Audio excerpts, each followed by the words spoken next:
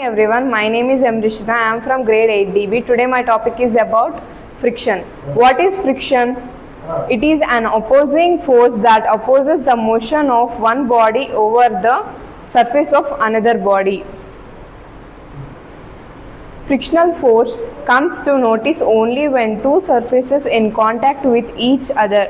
It is offered by solid, liquid and gases. It is maximum in liquids and minimum in gases. The two hands are rubbing together is called solid friction, and the body and water is in contact is called fluid friction. The air is flying in the air is because of air resistance is called wind friction.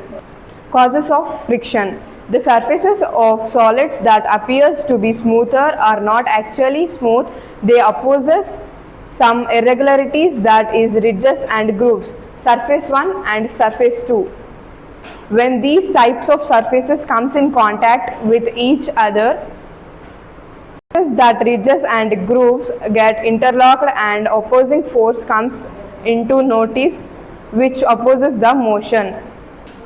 Factors affecting friction. Nature of surfaces. Friction is caused due to the interlocking of irregularities between two surfaces in contact.